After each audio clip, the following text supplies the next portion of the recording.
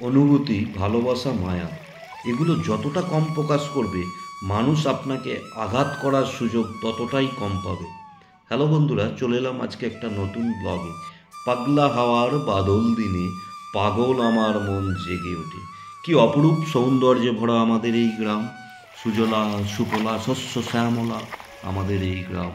গ্রাম বাংলার সৌন্দর্য আর কোথাও খুঁজে পাওয়া যায় না। যেদিকে চোখ যায় সেদিকে মন হারিয়ে যায়।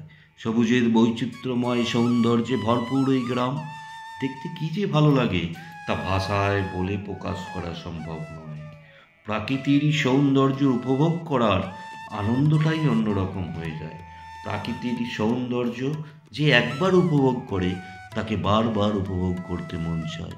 সবুজের চাদরে মোড়ানো অপরূপ সৌন্দর্যে মন কেড়ে নেয়।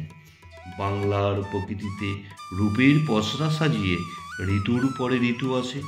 কখনো শীতের হিম হিম পরশ আর কুয়াশার চাদরে ঢাকা থাকে চারদিক। কখনো চৈতালি বৈশাখী রোদ আর ঝিঝি পোকার গুঞ্জনে মুখরিত হয় সারা বেলা। কখনো আবার কাশফুলের শুভ্রতার সাথে একাকার হয়ে মিশে থাকে শরতের সাদা মেঘ। আবার কখনো ঝিরি ঝিরি বৃষ্টির নাচন নাচতে নাচতে আসে বর্ষা। চলো বন্ধুরা, তোমাদেরকে এই বর্ষারই অপরূপ রূপ আমি দেখাবো। আজ আমাদের গ্রামে হঠাৎ বৃষ্টির কারণে প্রবল জলস্তর বেড়েছে।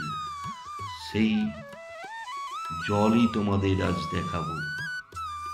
বর্ষায় বাংলার প্রকৃতি পায় নতুন মাত্রা। জরাজীর্ণ গ্রীষ্ম ক্লান্ত এদেশের প্রকৃতিতে বর্ষা তার আপন প্রেম পিয়ালার পবিত্র জলে স্নান করিয়ে সিক্ত করে তোলে।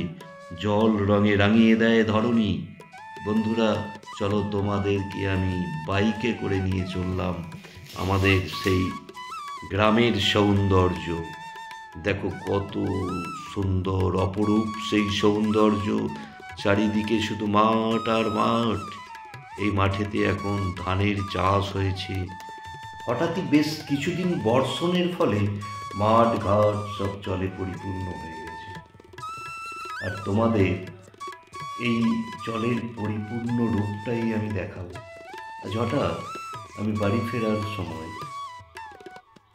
মাঝ রাস্তায় জলে ভর্তি হয়ে গিয়েছিল। সেই জায়গা দিয়ে আমি আর বাড়ি ফিরতে পারলাম না, তাই এই ভিডিওটা শ্যুট করেছিলাম। তোমরা দেখো বন্ধুরা, আর ভিডিওটা ভালো লাগলে অবশ্যই চ্যানেলটা সাবস্ক্রাইব করবে, পাশে থাকা বেল আইকনটা প্রেস করে দেবে।